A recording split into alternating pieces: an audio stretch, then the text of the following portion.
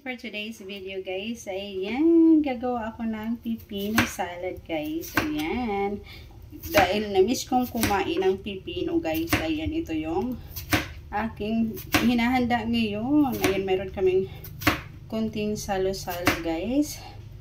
So, ito po yung aking prepare ngayon. Ayan, yung ating pipino. Ayan po, ito po ay pampaganda ng cookies. Diba guys? Ayan, isa to sa aking paborito din guys. Paboritong prutas. Ayan, maganda din to siya panlagay sa mata guys, yung ating pipino. Ayan, o diba?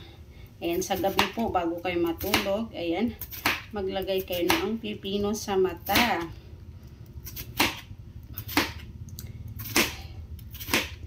Ayan, ang dami na nito mga langga. Ayan, 2 pieces of pipino. Ayan, o diba? Ayan, tapos natin guys. Ayan, tcharan! Ito yung ating fish guys. Ayan, yellowfin. Ayan, iano natin to guys, iihawin. And then, ayan, ito yung ating partner ng sausawan. O diba? Ayan, ang fresh na mga isda ito guys. Ang fresh ng isda sa probinsya. Ayan, o diba? Ayan, ready na yung aking ano guys.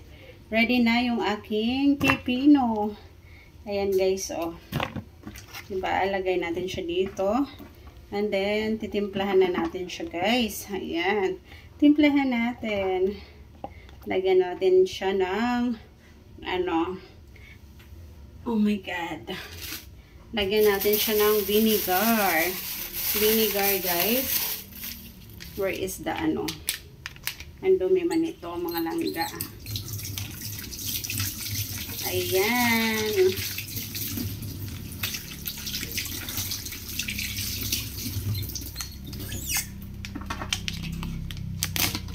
Ayan.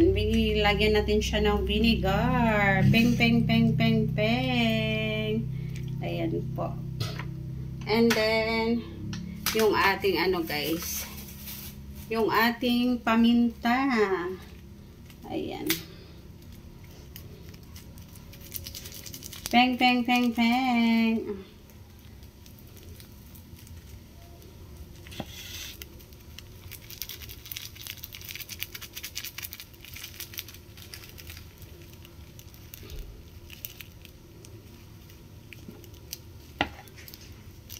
Yan guys, ready na yung ating pipino.